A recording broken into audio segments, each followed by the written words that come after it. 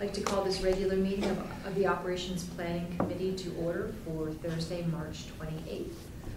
And I think we'll start with Seth this morning. Well, the bag saga continues. We had another public hearing last night. We have 3 committees working on this. I stopped to do the numbers. John will appreciate this. And I think about a third of the representative town meeting is working on the bag ordinance between the Public Works and TGS&A. No one's life or property is safe when the legislature's in session, something like that. Yes, that's exactly. So, and so they continue the march, which is great. Public health and safety going along on it.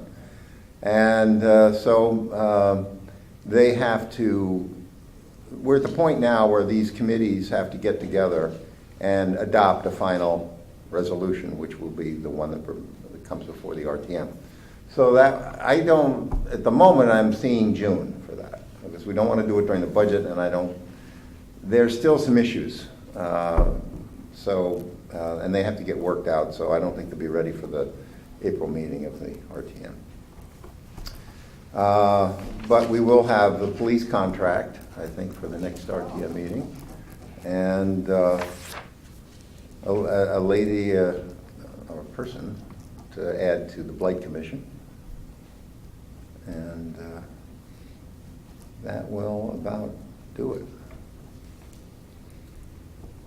Thank you very much, Seth. Just to augment a little bit, I'm hoping to hear when the RTM discusses on the floor the bag ban about raised bill 1003 that's in Hartford.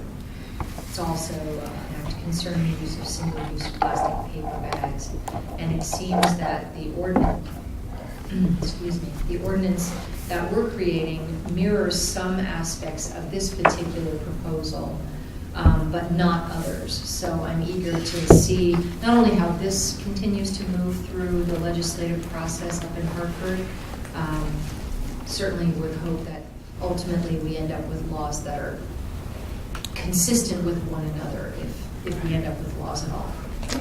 The ones that I've seen in the state are less restrictive than ours, and they don't preclude us being more restrictive. Correct. So far. The committee That's had today kind of vague at, language, right? I mean, there was something like, I think the committee came out with something that we could have restrictions, but didn't go so far as to help us prescribe what those might be. No. Well, this Not one- only that, but there's no fine or no fee or deposit or whatever you Right. want to This call one the 10-cent deal. does not include the 10-cent Right. mandatory fee for paper bags. Mhm. But it does eliminate anything that's less than 12 mils. And it includes this language, which I'm really happy to see in the local ordinance, that there's a carve out for the stores that are less than 10,000 square feet,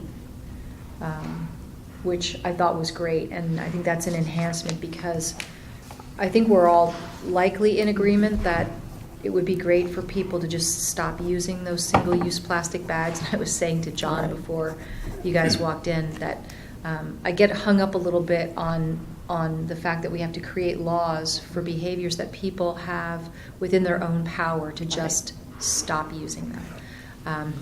But without that, we don't want to harm our small local retailers, especially at this time in our economy. It's really not wise to do that. So the modifications, I think, are very beneficial, and I appreciate the work of the RTM on that. They are working hard and long. Okay, Steve, morning. Well, wow, thank you. Good morning. First is a question, what do you want me to talk about? What does John usually talk about? I don't want to When are these projects going to get started? I wouldn't think for a while. Well, that's a serious question. We're Actually, all very That's a serious. serious answer. I'm not kidding. Yeah. That's a true answer. Okay. Do you want to start with everything that's the pending stuff? Yes, sure. I made a little cheat sheet. The most important thing that we did most recently and working on is the revised zoning code. We hired Glenn Charler, who did the town plan and conservation development, and a redraft in the zoning code. It's really not too much of a redraft, it's more of a consolidation. For a quick example, there's a thing called Neighborhood Business East and Neighborhood Business West. They basically say the same exact thing. Now it's just going to be neighborhood business. There's a couple of tweaks in one and tweaks in the other, and they have to jive, but they're pretty much going to be the same. Relative to neighborhood business, one of the biggest changes inside that, and it might be neighborhood business, something might be called something a little bit different. One of the biggest things in there, we're going to remove a restriction or change the restriction for a number of seats in small quick service restaurants, which is a place like Roost. Yes. Or Great. Sono Bakery and some of the little ones, where So they're only allowed to have 8 seats. There's give them the a few. gelato place, yeah. Give them a few more. Yeah. Great. We can have a few more. Makes sense. The issue's got to do with parking. If everybody's full at the same exact time, they're allowed parking, but there's plenty of parking in most places in town. So will you be mindful and have as part of your discussion the idea that we're really trying to move forward with making the town of Darien more pedestrian friendly, people walking? So it seems incongruent to tie all those kinds of restrictions to parking. In particular, the neighborhood business districts are the ones that are more away from the city center. Okay. So those do have standalone parking issues. One of the neighborhood business districts is down at the end of Togany Road by 5 Mile River Road. There's no municipal parking. If you're in the CBD behind Sono Bakery, there's a municipal parking lot. If you're in Maroon Heights, you got a lot of parking. Relative to Roost in particular, they have their own private parking. So the answer to your question is yes. But if you're in the city center, and I just like calling downtown the city center, people can walk across the street and go from CVS on one side to Nero on the other side. That's what I call pedestrian friendly and walking around. But most of those little districts, you have to be a little bit more standalone. I don't think parking is going to be a major issue, but they just have to be able to prove it. Yeah. Which is fun. I'd love to talk to you more about that, because Roost is a great example of a place that draws from unique populations. All the churches in the area with an overabundance of parking, for example. Great. There's nothing that would preclude someone from, on a Thursday, parking in St. John's church lot to use Roost, for example. Other than maybe the schools, Yeah. the private nursery schools that are run during Yeah. those days, yeah. The one example I'll always give you is, or I use all the time, is certain uses, in particular in life or in zoning, are supposed to have a beginning and end. The example is Equinox. If you go to Equinox, most people work out for an hour and 15 minutes. I don't work out. I don't know. An I've hour and never been 15 there. minutes they work out? But, You're making us all Wait, feel you bad about said ourselves. the average they work out for an hour and 15 minutes? It's about an hour and 15 minutes, start to finish. Oh, okay, Yeah, so, like a class. and Correct. then- and maybe a shower or something. In Greenwich, it's the most successful Equinox in the country. People don't leave.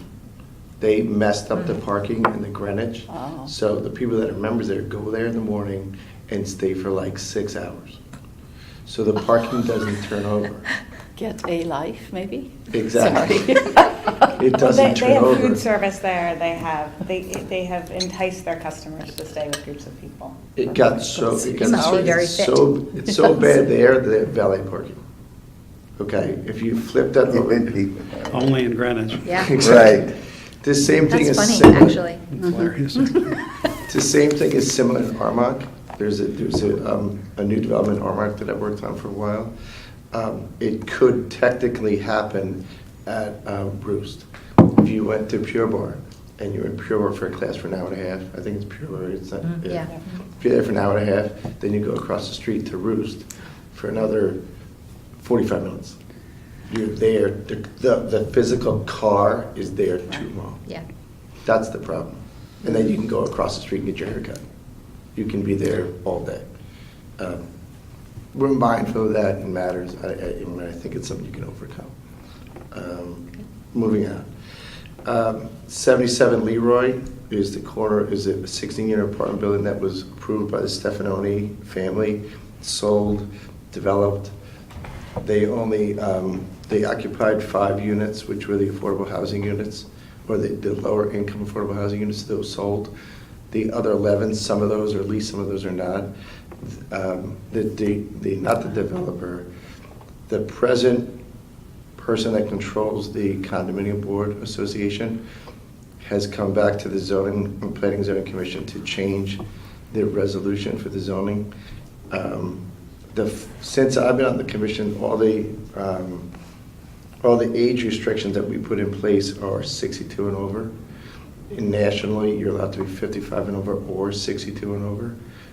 It's interesting, Bob Maslin wanted to make sure that the Settlers Trail project was 62 and over. David Geneviese's other project that was supposed to be assisted housing for special needs people, and then also the backstop was going to be senior housing. Bob Maslin argued that to be 62 and over. Actually, I wanted Penny's to be 55, but that's a different story. Now he says that 62 and over is against some federal law, and wants to switch it to 55 and over. It's more of a, it's more of a legal question. Our town council's looking at it, so that zoning code may change. To me, it was either bad lawyering by the people that put it forth the application, which would have been the Stefanonis. It would have been bad lawyering by the town if we approved it. And the other one would have been bad lawyering by Boz Maslin, who was adamant about 62 and over on Settlers Trail, and now all of a sudden he says it's against some federal law. It seems a little odd to me. My understanding that of the 11 other units in the building, I think 4 of them are rented and 7 are vacant. They say it's impeding the marketing. I've been in commercial real estate for 30 years. I can tell you what impedes marketing. It's usually price. Price. Yeah. Yeah. And most people do know that. A couple more quick hits. Darien Green, which is 330 Post Road, is well under construction. That's the office park that's next door to Duchess. Right. Looks great. The building sold, the 2 building complex sold empty. Mhm. We gave them any approvals that they needed to get going. The concept there is they want to make one of the buildings medical. I don't think they came back for that though, but we added a portico share to the building. There's a new leasing agent that's trying to lease it, that's leasing that project. And that's the biggest construction thing that's going on.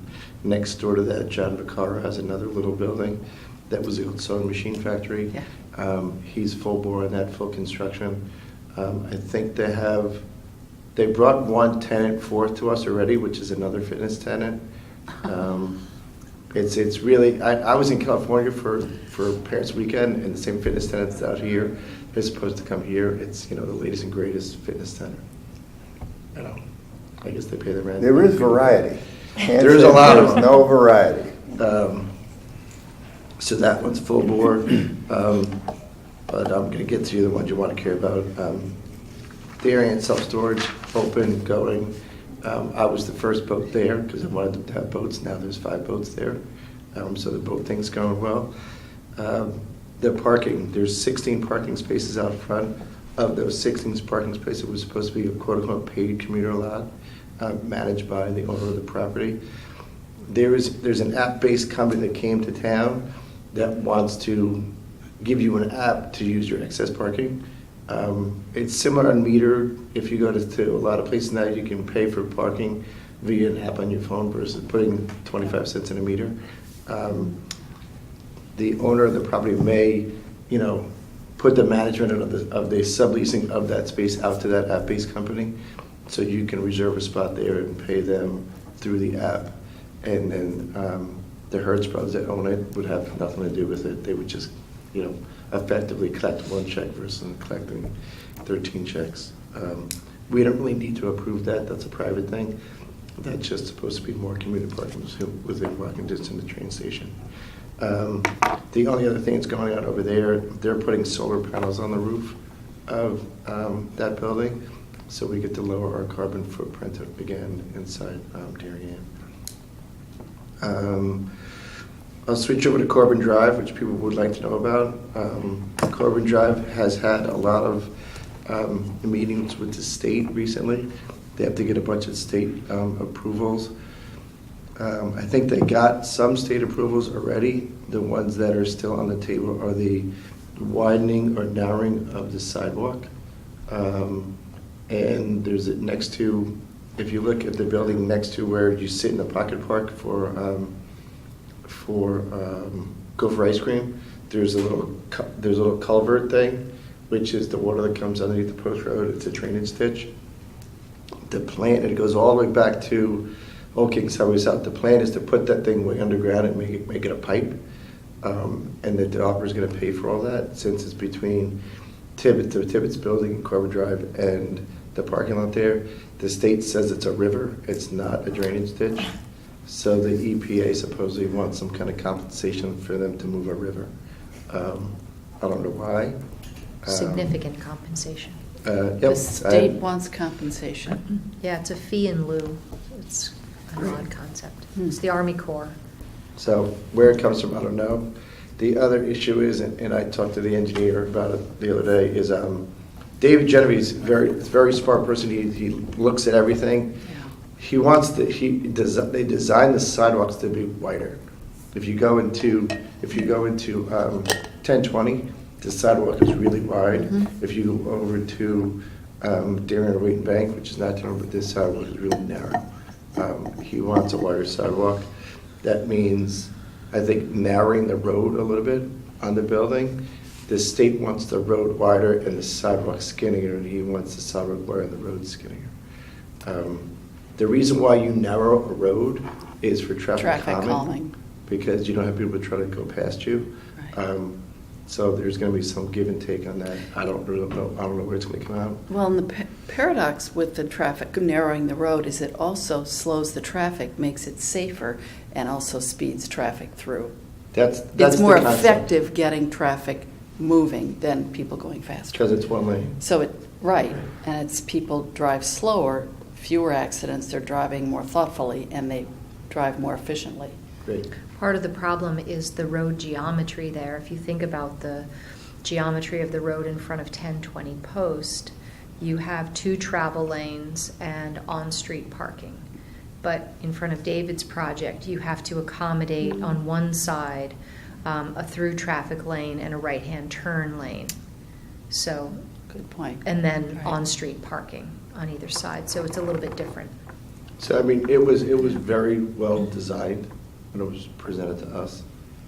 They pushed the building back, as 1020 did. I mean, you can either push the building back or you can widen the sidewalk and squeeze the road. It was thought about well in advance. We'll see what happens. I'm not 100% sure. Just so people also know, all of these projects, absent probably federal, have to get construction financing. I don't know a lot of people that pay for cash to build these things. So everyone's going to seek construction financing too, and that takes time. What's the first building to get built in the project? The first building that's probably going to get built is going to be where the gas station is, all the way down Corbin Drive, on the, I'm going to say, the left side of Corbin Drive. Okay. Because the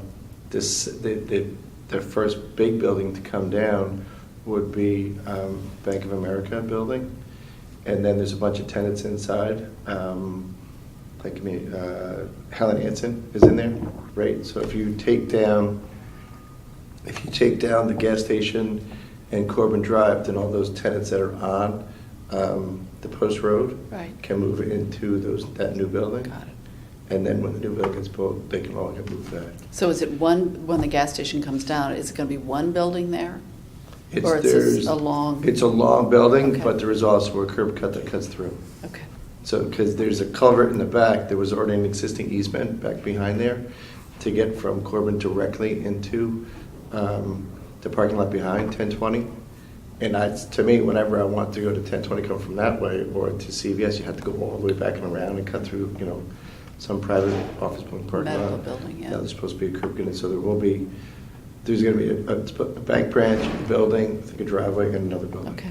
Those also have apartments above it. So those apartments can get leased out first. And then once that gets built, they can go on the other side. So I think the quote-unquote construction cost budgets are split between the two sides of Corbin Drive. Couple of questions on that. Mhm. The east side of Corbin Drive was not in the original plan. You mentioned that there might be apartments above it. Yep. Are those in the overall apartment counts that I've been hearing, 130, or are those additional apartments? I don't remember. Okay. I don't remember, and I hope I didn't misspeak that there are apartments on that side of the street, but I thought there was. Okay. But that's a good question. I don't remember. Okay. I can follow up with Jeremy. Yeah, because you're 100% correct. The Corbin sub-district Yeah. was expanded to flip across the street Okay. because it wasn't originally in there. And then the Tibbetts building came into play, the gas station came into play, and then what's the other building that's there? The old Taekwondo. Yeah. It was the first place where Oh. the bank was. Yeah. And So they to would- the best of your knowledge, does David have all the approvals of all those property owners? Okay. Yes, yes. Okay. Yeah, they're all on board. There's a bunch of different property owners. I mean, I don't know if they're sales or purchases or contracts or what they are, but they have, when you look at the application, to put every single owner's name on an application, they're all on there. But you can do a lot of stuff with options and partnerships and whatnot. Nice. Thank you. Federal, I don't really have a big update on federal, which is Stop and Shop. I can tell you that Equinox was kind of sort of reskinned on the outside with a new color scheme. They're doing work on the inside to me. I've not been in it, but I know they're doing work on the inside. And then next door to that, in the parking lot between the existing Walgreens and Equinox, that's where the new Walgreens is going to go. So they've done some surveying there.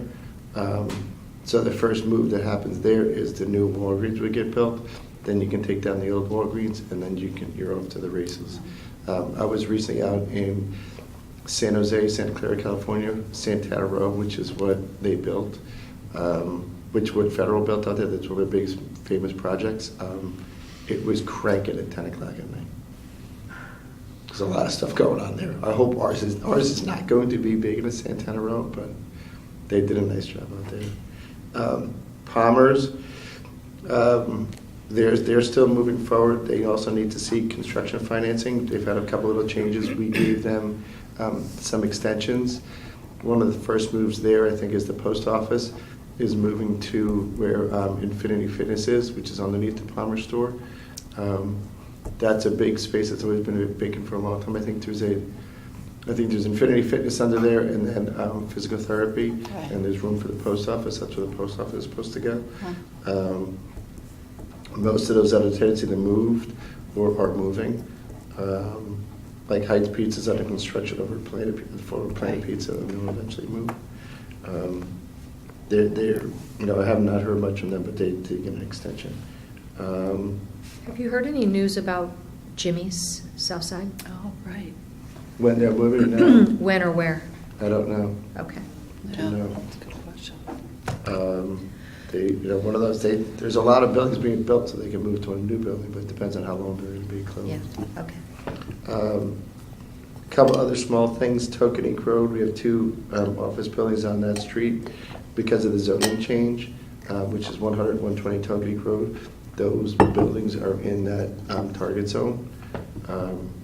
100 has been empty for a few years now, and 120, the company that's a tenant in there got sold, and that's also owner occupied. The Boy Scout cabin is another one. That was fully approved. At the last minute, they put in a lawsuit because they didn't like what we did with the tag sale provisions and how it goes into the future because it might affect their funding. The neighbors who put in the lawsuit? The Boy Scouts did. Oh, okay. The Boy Scout Foundation. Because long story short, if I'm running out of time, just tell me, because I'm not watching the clock, you are, plus you're in charge. The Boy Scouts in 19-something, 80-something, got approved for a one-week tag sale. The tag sale has morphed into a longer tag sale. Tag sale is only really one day, but the setup takes a long time. Right. So now I think it got up to 6 weeks. I think we truncated it down to 5, going down to 3, because their footprint got bigger. So they have more space to put stuff, and they're more efficient. This year's tag sale will go on as planned. I think we did cut off a week. I think it might have been either a week on either end, or it might be just a week total. Hopefully it goes better this year. I mean, it always goes good, but hopefully they can manage it better this year. After this year's tag sale, and I'm pretty sure the house is occupied by somebody at Old Town Homes, got moved over. They Yes. bought the house next door. After this year's tag sale, I guess after that person vacates, that house is supposed to get knocked down, then they can expand the quote-unquote parking lot bigger. So next year's tag sale is going to include the dirt from the house that they bought that got knocked down. So that gets truncated even smaller, and then after that happens, then they knock down the building. They're also out seeking financing or donations Yeah. to pay for that. Road widening, maybe Jamie, I'd love you to touch on this later, the road widening at Norotan Avenue and West Avenue. Sure. What's going on with that project? Yeah. Tara, if you could tell me anything you can about the schools, if there's anything we're going to be looking at there coming down the pipe. I do know that the jogging track is on the agenda for the next 2 weeks at the high school. So we'll be looking at that. You guys approved the gift already, is that right? No. You didn't approve the gift, okay. No, just the processing. We approved the applicants moving forward with the gift Okay. in order to make sure the other town bodies could weigh in, whether it was Okay. even something that we could approve. So it's on your agenda. Is a public hearing on your agenda? It's a public hearing because they're going through the Diller property, which has got wetlands. So I Okay. think EPC already looked at it, and all the other boards look at it, like EPC looks at it, and ZBA would look at it if they need to, and then we're the last person to approve it. So when I spoke with John, just to make sure we're clear, because we have had some neighbors at the high school ask, Mhm. will the neighbors that are within the appropriate, They get and whatever, notified. they get notified, so they'll have a chance to speak at the public I mean, neighbors that live 3 miles away from the site will get notified. Okay, that's all I want to make sure, because they've been asking, well, when's the public hearing? And I don't think it's in our venue, I actually think it's in Yeah, yours. it's in So ours. as long as they're notified, then. Yes, okay. they're notified. And the last thing that I have on my list is, we do have 2 seats that are up for election this year. I think it's 2 Republican seats and maybe a Democratic seat. I think it's at least 3.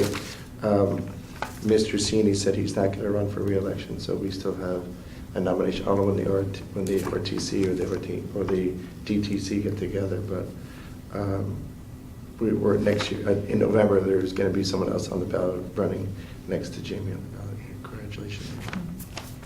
That's good. Thank you. I always appreciate your The only last one is updates. Old Town Homes, but that's still. I can talk about that a little bit. Yeah. Fantastic. Although they were before you on Tuesday night, correct? Correct, and the reason why they're before us is because they're moving a parking space from the left side to the right side, because the EMT building has 6 spaces. They use 2 of them. They put the 2 handicaps next door to each other. They also want to put in a portico chair, kind of sort of, on the side of the building that faces the EMT building, and they're moving dryer vents from the roof to the sides of the building, which is similar to everything else. Mhm. There's a couple of the garbage dump is moving, turning 180 degrees or 90 degrees. There's a couple other minor tweaks, and they were all approved on Friday. Thank you. You're welcome. Tara? Thanks. I can be quick, I think. Steve, John mentioned Jeremy sending some information over on municipal use zoning that would affect the schools. I don't have that yet, and Jeremy could still be working on it, but I know he wanted testimony, so as soon as that can get over, Okay. we'll take a look at that. Okay. So the board's mostly, right now, at the moment, focused on budget. We had a favorable modification to our budget, which was exciting. Our healthcare numbers came in much lower than expected, with an over $500,000 savings. So our year-over-year budget is down to 2.03%. So we always love to be able, when we can, to deliver that to taxpayers. There were some questions on our tour of schools. And so, John, at some point, if we can touch base, there were a few Board of Finance members who were asking about projects based on grant acceleration. And we've identified some of those. Most would not be with the state. And it would mostly be if we wanted to accelerate any opportunities with Eversource while their grant program is still in existence. Most of ours with the state, often it depends on when a project was closed out. That's when the state considers it done. And so depending on when that line was closed out would be the useful life, even if it's actually been functioning for longer. So we don't have much with the state that would be worth bringing forward in terms of acceleration, but we'll Okay. present a list for consideration if that's really the Board of Finance's desire versus individual members, and we just wanted to be responsive to I'd some love of to the see questions. the list so that we can at least Sure. take a look. There was also a question on the tour of schools, Jamie, about the house behind Holmes and what to kind of do with Yeah. that property. So I will make sure we take it up in the coming weeks, and Great. we will just issue something and be clear on kind of what we'd like to do with it. Perfect. And then the town can make their decisions. It's a piece of grass now, it's not a house. Yeah. Yes, we keep calling it the house, but you're Okay. right, because for It's- so long it was the house, we all were, it is a It's empty nothing, lot. it's a hole. Yes, but we no longer have someone driving through our parking lot, so that is appreciated. And that's really my update, unless anyone has any particular questions.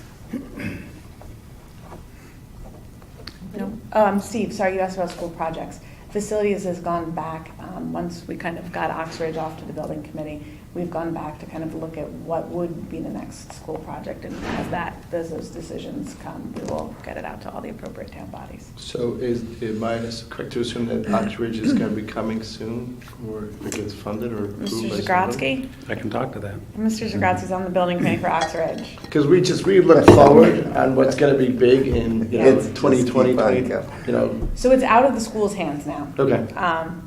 I mean, I think we've actually been very good at, we've got a great group together. I think Kip and Duke, to their credit, have been working as fast as they can. But it is out of our hands for when it comes. So we might see a school project in 2020 or something like that. Maybe. Who knows? I'm personally hoping sooner, but you know, I will say they are diligent and there are deadlines. We got it. Yep. Okay. Okay. Well, that's a good segue. We'll ping pong across the table to John, Sure. and you can talk about Okay. Oxbridge. So thanks. The few items on my list were continuing to work through our budget process. We had a number of topics that we covered this past Tuesday. I think we can get through all of our topics Tuesday and Thursday next week in the budget workshops we have planned. I've got a set of questions that I'll send over to you that I've collected from my board, and I will try to get that out to you end of day tomorrow. Are we They're seeing mostly- it Tuesday or Thursday? I think it's Tuesday. Okay. Just like These what- are not, I mean, a lot of our questions have been answered already through our discussions and through some of the meetings that you've had. So mainly these things are around clarification and just additional information on, for example, enrollment figures and just some of the calculations on that, and mainly how assumptions have evolved and where they are with the most recent forecast. And then just making sure that I'm clear on details with regard to the excess cost grant and how you're calculating that. And again, my main interest is, we've looked at all these calculations and studies for years. I'm interested mostly in what assumptions have changed and why. And so Okay. just stay on top of that. But that's an example of some of the things that we're looking at. These should all be off the top of your head. I don't expect anything that's difficult that would suggest that we should delay that meeting from Tuesday. Following up on Tara's point about the lower healthcare costs for the Board of Ed, it's about $569,000. That actually takes our forecasted mill rate increase from 4.29% down to 3.86%, so a fair bit below 4%. If you have more of those that you'd like to, toss over our way, I mean, we're all ears, but we really If appreciate. I can find them, I'm happy to deliver them. Well, you have my number. So we're very appreciative of that, and like I said, our process is not finished, but I think to your point, that's good news for taxpayers. We just put through bonding sale for about $4.2 million. That closed on the 25th at 2.67%. Moody's and other bond rating agencies reaffirmed our AAA credit rating. This is for cafeteria, turf fields, cash deficit cleanups on a few projects, a few other things. But again, $4.2 million, certainly normal in the course of business that we would have that at this time. But we're still in a relatively favorable environment. But the most important thing is that we're able to go into these markets with an aggressive auction. People want to do business with us. They want to lend money to towns that have our type of financial profile. And as Jamie's talked about many times, having a well-managed town, everybody can say, well, geez, you guys have got a big grand list and all of that. The reality is that I think it's less about that, and it's more about spending within your means and being careful about all that. And I think every town official here is quite mindful of that, and that's where we are where we are. Oxridge Building Committee, we actually have a meeting tomorrow at 7:30 to go through that. They're in the process of selecting architects, and that's going along fairly quickly. We should have a much better visibility in terms of things to show people, in terms of where we are in the planning phase and when all this might kick off. But like I said, the big change in the process this year is we're not forecasting how much it's going to cost. We're actually going to take all of the design attributes that the Board of Education has specified. We're going to get somebody to come in and cost this out. So when we go to the RTM or have a discussion about this, it's a real number as opposed to a speculative number that then the real number is bigger and we end up with an under-designed building. So my big theme on the building committee is that we don't want to waste money. We're certainly not going to do that.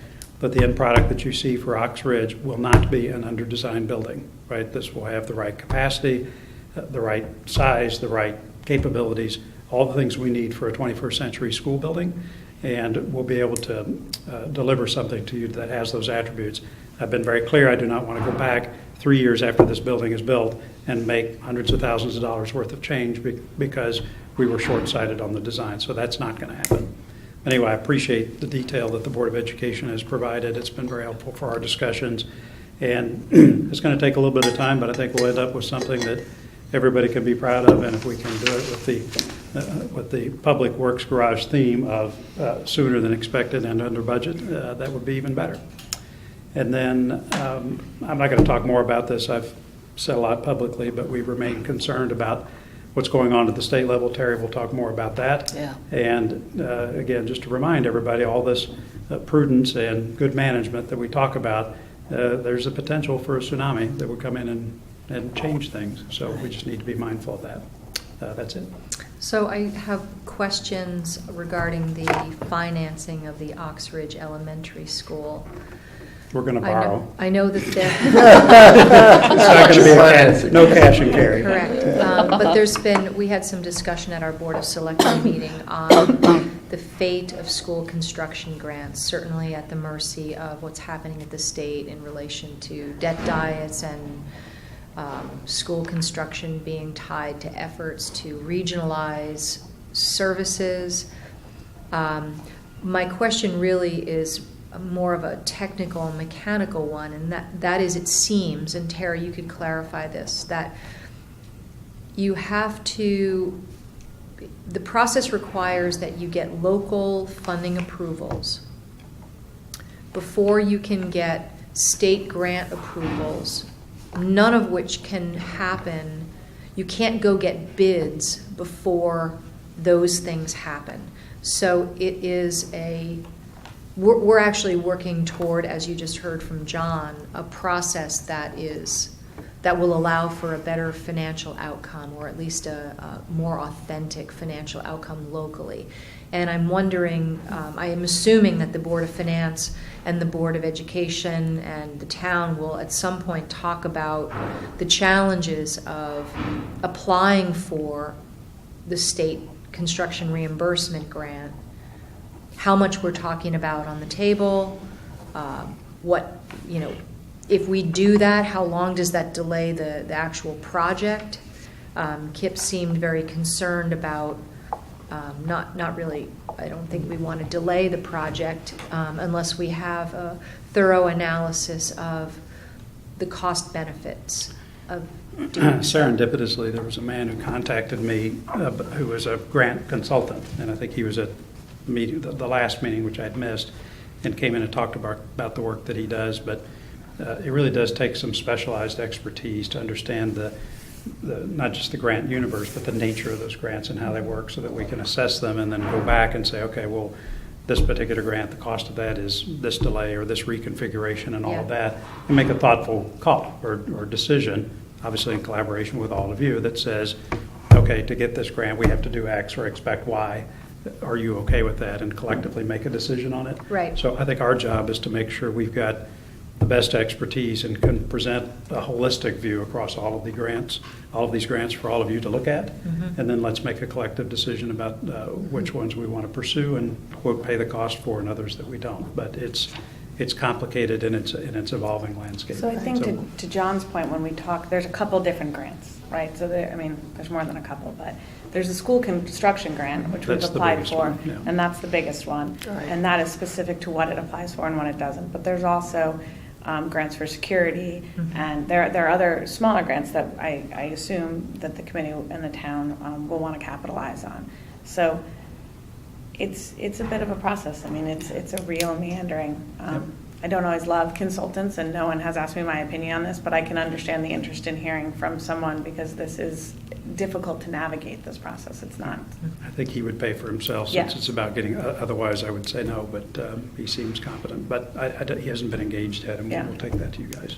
Wasn't there at one point, though, concern, one of the main areas of budget concern and cutting back was in grants for school construction? Yes. Is that's- that, is yes. that still, Yes. There is a and I mean, Jamie knows the bill as well. There are cuts to the school construction grant. There are also, as she mentioned, ideas that you are more or less eligible for a grant based on whether you do certain other activities. So this is, again, where a consultant would be good. Well, what are those activities? What's the threshold for those activities?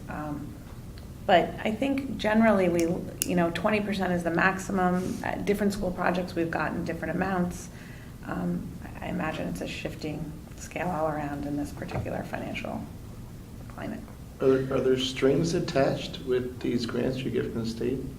Like if you accept a grant, you have to do X, Y, and Z? It works the other way, which is, I mean, John can speak to it too, in the sense that we have to prove full municipal funding to say that we could actually do this with local money. The grant kind of comes after the fact, and they only pay for certain things. So, if we wanted to build a helicopter pad on the top of our school, that's not going to apply to any grant application. So the specifications of what applies are specific. But John's No, done some she's more. right. There's a list of grants that have got specific requirements, and then Tyra's right. What you do is you say, these are the grants that we want to pursue. We need to get our own ducks in a row in terms of architecture, committed funding, which then comes after all these things have been bid out. Once you have all of that, then you say, we could build this project without those grants, and then you simply apply for them. So to her point, they cover certain things, and we see if we can collect them. So, but again, I want to make sure that we have a holistic view of all these grants. The main one, to her point, is the school construction grant from the state. The rest of them, I think, are important, but if it's extremely painful or requires us to have either a significant delay or an undesirable reconfiguration of the school, I'm going to recommend we set them aside. I guess I was just meaning that if there's a string attached, so to speak, that, there's a couple of charter schools they're building down in Stanford. There's a new one they just opened up.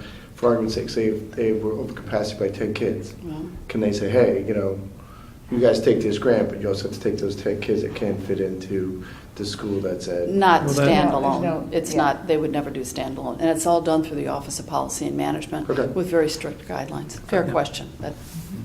And it's done ahead of time, so they would never do it Post. after the fact.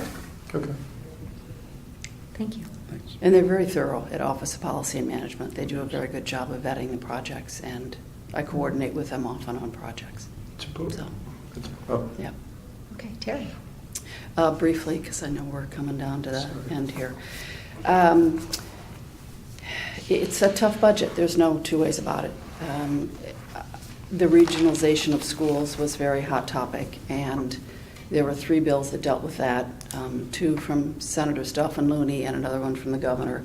The governor's bill has been rewritten. It's been modified. It's more or less an agreement with people. It's not forced. I understand the other 2 Senate bills have been taken off the table.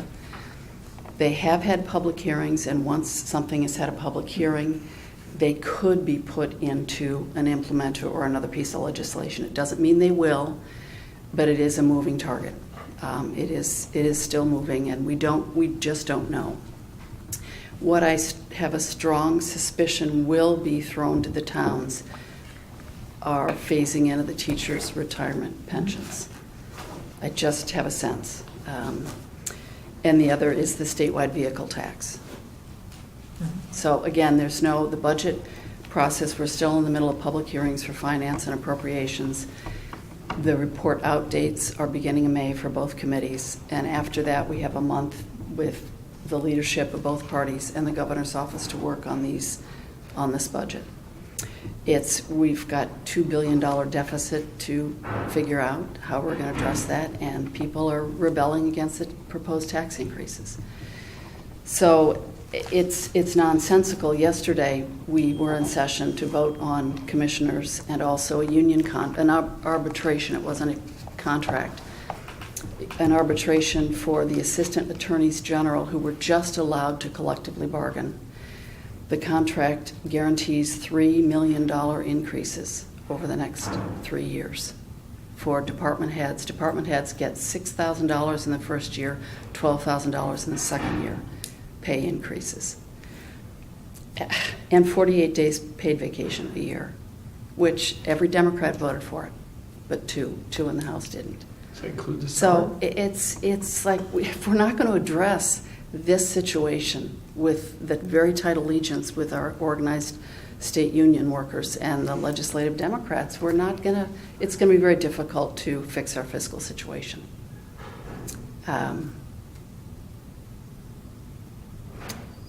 The other piece is David Lehman, who was a bit controversial, was voted in, was confirmed yesterday to be the commissioner of the Department of Economic and Community Development. I personally would have supported him. It didn't come to the House. It was a Senate vote.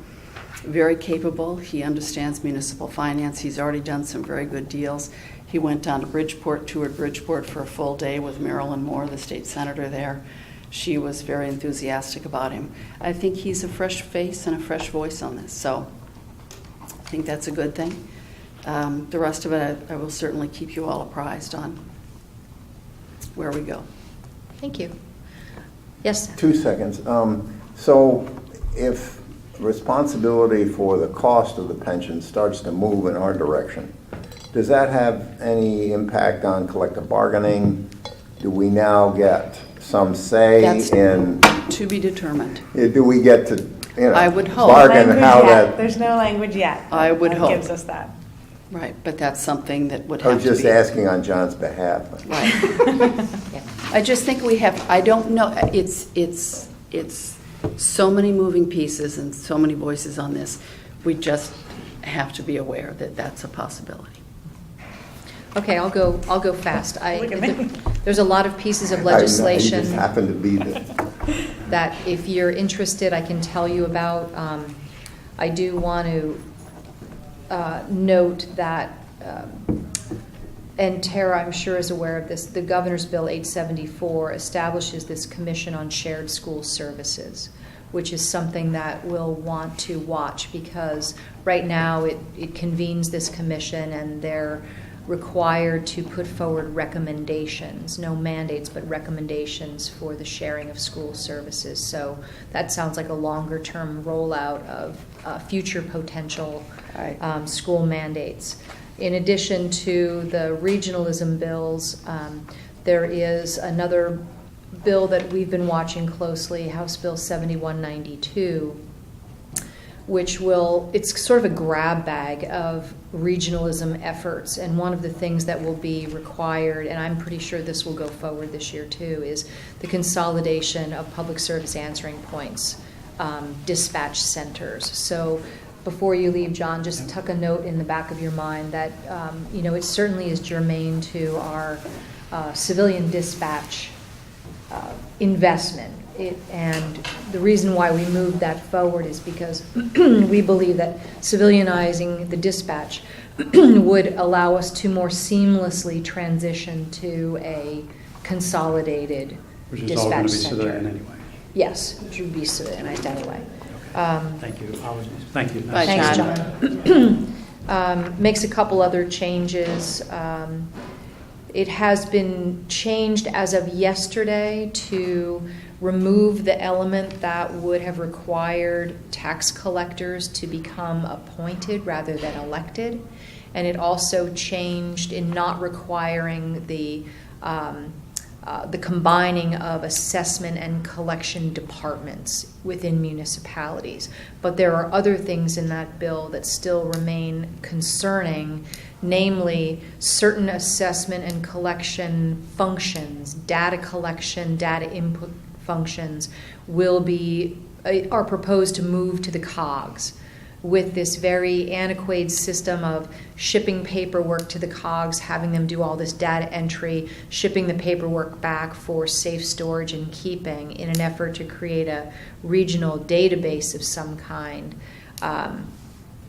I and a couple other chief elected officials and all of the directors of the COGS met with the Undersecretary Jonathan Harris to express our concern about that and to really elevate the conversation to, rather than sort of this nibbling around the edges of things that in fact will cost money, there's no one at WestCog that knows tax collecting and assessing. So we would need to hire a host of new employees in WestCog, even if it's just data entry, but you have to have capable people who know what they're doing when you're talking about inputting that kind of data. We elevated the conversation to talk about the real positive impact that statewide initiatives on using technology in general to help create digital town halls, digital municipal functions, and online services would be a very welcome initiative for OPM to undertake. But I don't believe any of those changes have made their way into this particular bill. So you're just moving headcount. You're moving headcount from locally Right. to and then moving it back again. Well, there would be no move back. And it sounds like it wouldn't, we don't have people here that just do data entry, so there would be no offsetting savings at the local level for Right. us in reality. We would just be manning up at WestCog, Right. and then the cost of that personnel enhancement would be shared through the member towns through our dues increase So or you're some other. creating a county government. And that is exactly what they're doing. It's really creative. They're just sort of veiling in all these, Yeah, the these, slow new, these creep. new words and Yeah. things. Tara, I wanted to ask you about House Bill 7350, which is this, I just learned about it, a bill that will require the RESCs to provide an inventory to you of all their goods and services, which I assume they do anyway, but to also provide to you a regional model for the provision of special education services. And I didn't know if you guys have talked about that at all. So I only saw 7350 without language attached to it, so I have to go Okay. back and read it, and then I'm happy to get back to you on it. Okay. I just didn't know if if it's something that we support, that if there's anything that's concerning in it. I haven't seen support for regionalizing special education other than the ways that we already do, and part of that is actually explaining to the legislators what we already Yeah. do. That's part of the conversation that I think is missing. Yeah. I know Ridgefield, their brand new superintendent came out with this idea, and to my knowledge, and it's just anecdotal, most of the local superintendents were saying the model that he's proposing just doesn't work functionally. Right. But everything I have is anecdotal at this point, so I'm happy to read it and see if I can get some information. I would agree that there's a deficit of understanding, and maybe it's because there's so many new people in Hartford, on what we actually do, how we do it, and all of the service sharing that already exists, both within and among boards of ed and between towns. Tolls, we can't forget about tolls. There are 3 bills that have advanced. One that directs, and this one's interesting, Terry, I'd love some more help understanding this, 7202. Allows for tolls and the revenue to be directed to a new Transportation Priority Projects account. That's not the Special Transportation Fund, from what I understand. And the reason why I raised the question is there's a federal lawsuits pending against, I think, in Pennsylvania for monies that were taken from the toll revenue and used for other transportation projects. And I'm concerned that that's what that means. So if you could help me learn that. Senate Bill 423 allows for 50 gantries and congestion pricing and tiers pricing based on what kind of car you drive, which I had never heard that before. That's interesting. And then one that really is quite important to watch, 7280, requires the development of a tolling plan that will be presented to the legislature. And if the legislature doesn't vote on it within 15 days of receiving the tolling plan, it will be deemed approved. Now, Oh, boy. There was a lot of language That's like lovely. that this year. yeah. Really? Yeah. It's approved by the planning and Yes, zoning's got right. that. And, oh, we couldn't get to the vote. And It's ridiculous. that bill also creates It's not this right. new Responsibility, no Right. accountability. it also creates this new entity that's the Right. Transportation Finance Authority. So sort of moving the transportation finance functions, off the state roles and puts it into a separate finance authority. And this is really important for planning and zoning to follow this one. Again, it's 7280. The authority would be empowered to lease or acquire real property to implement infrastructure goals and would create an infrastructure bank to provide financial resources. This is the same sort of taking language that we saw last year, anything within a quarter mile of transit hubs, et cetera. I think this is where that concept is residing. So I'll just fly through a couple of other things. Yesterday, we introduced our Sustainable CT effort to some key staff members. And Craig Flaherty and Kathy Finnegan and their committee, the Sustainability Committee, is moving forward. We are attempting to see how many points we already have in the behaviors that we're already doing to potentially achieve bronze certification this year. I know they're going to be reaching out to Dr. Landon. He agreed to hear from them. So there will be a significant opportunity for the schools to participate in this initiative. 77 municipalities are participating.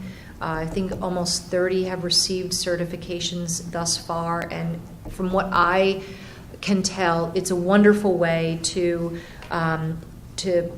evidence our town's commitment to sustainable communities. And it's sustainability well beyond recycling and changing your light bulbs to LEDs. It's your delivery of human service, it's housing, it's all the components that make a healthy and sustainable community in terms of actual projects and policy development. So I'm hoping for buy-in from everybody in town. Would actually love for a member of each board or commission to consider being a liaison to this group so that we can have a very well coordinated effort. I continue, Terry, to get complaints about the train horns on the New Canaan branch line. And I read an article yesterday, very hopeful. The Hartford line installed new technology called wayside horns for that very purpose, to reduce the noise pollution from the trains. So I've reached out to Carlo and Matt. Nice. And They're on would like to transportation. Both on transportation. ask for your help in seeing if we can't give those folks some relief. It's a hideous quality of living Yeah. imposition. They do Agreed. try early in the morning to ease up a little bit, but the It's loud. cars were not constructed with lightweight horns. You know, the ones they have, you've got to be very good, I think, to ease the sound. So the wayside horns are actually at the grade crossings, and they're triggered, and they're positioned in a way that reduces sort of the ambient horn noise. It directs Yeah. it to the All right. cars that are near the grade crossings. So I really want to try and pursue that. That was changed years ago for safety for the people at the tracks. Because I worked Yes. on 2 deals in Yes. Peekskill where that happened to them. Yep. Oh, the grade crossing accidents No, have been, you have to pull the horn terrible. within a half a mile or a mile of the station twice. yes, but I if don't know you, who does the law. and there's certain pattern, but if you hear, there are so many grade crossings on the New Canaan branch line that Speaking they're of- literally blowing their horn from the Merritt Parkway to Glenbrook. Right. Literally. Speaking where I am, I get Glenbrook, and then I can listen, I get Springdale, Talmadge Hill. It goes right on continuous. Yeah. The good news is I think that I Matt get is Talmadge somewhat Hill. impacted by that noise, so I'm pretty he fine. was, had an empathetic ear. Great, I'm happy to work with both of them on this. Great. You mentioned Boxcar, which is the parking app. We also are talking to them to see if there's a way that they can help the municipality. And it's a really interesting model. It sort of takes government out of it and connects Boxcar with local property owners who might have excess parking. Just be And careful when you go with local property owners. Because it's relative to something like Good Drive Shopping Center. yeah, That you're over capacity. and that's why zoning needs to be included in the conversation. And they have already come to you and have gotten certain approvals to look at certain private properties. Churches come to mind that are very good examples Right. of places that are generally underparked 6 out of the 7 days of the week.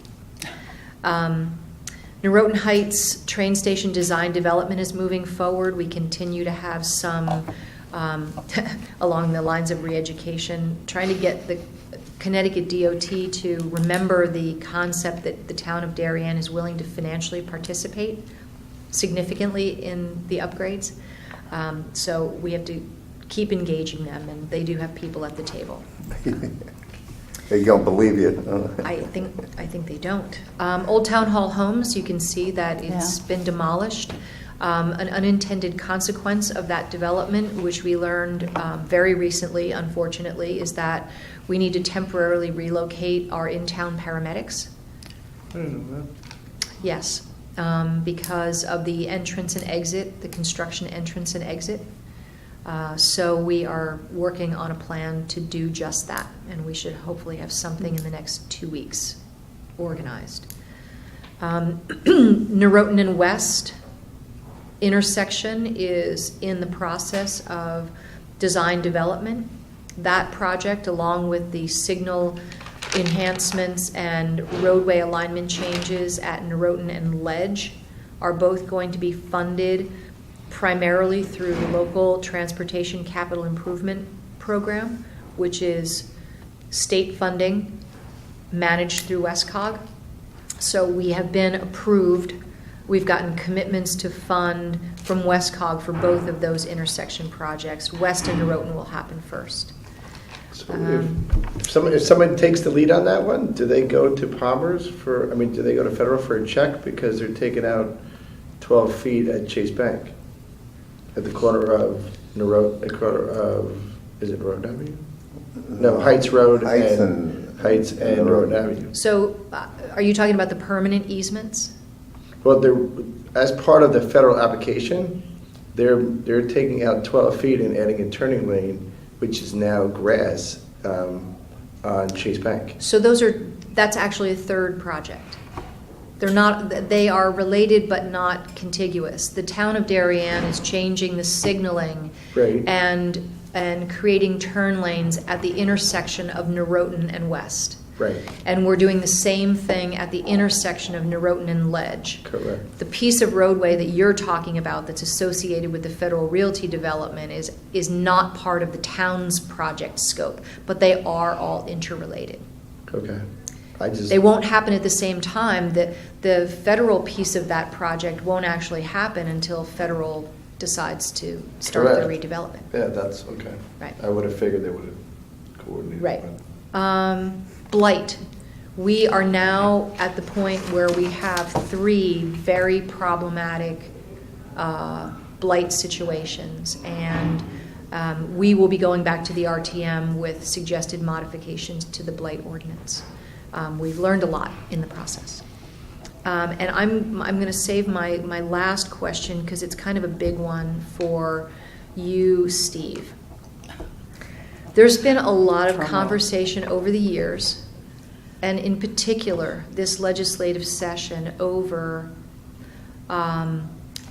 zoning barriers to entry for towns like Darien. I would like to know if we have ever done or would ever consider doing a review of our zoning regulations to understand more in depth if those barriers actually exist and where they might exist and what we can do to either make appropriate modifications if that's within our power, or to evidence the fact that those barriers in fact don't exist. So I don't know enough, and I'm asking for your consideration and that of your commission to take that on as a long-term study issue. Sure. Okay. Not a problem. That's it for me. We have some minutes of February 28th. So Tara was here. I think it's just you and me and Seth. So I think we can vote on these. Great. So I would, I meant to bring just one quick one for you. We are doing, I don't like the name, but it's the name we've inherited, shooter training. Active shooter training. Active shooter training, and that's going to be, it's being done at the Darien Police Station for members of the representative town meeting who are interested in having that. yeah. So that the news of that available training has made its way to other members of other boards and commissions, some of whom have expressed interest in also having access to that training. So I'm going to try and work with the chief and Donna to see if there's any open spaces in the sessions that are already planned. Very ably handled between the chief and Donna. Great. Done a great job. Perfect. Okay, so if there are any corrections or additions to the minutes of February 28th, please let me know. If not, I'll entertain a motion to approve. So moved. Tara, may I have a second from Seth? Second? Thank you. All those in favor? Aye. Terrific. And I'll entertain a motion to adjourn. So moved. Seth, may I have a second? Second. Steve, thank you very much.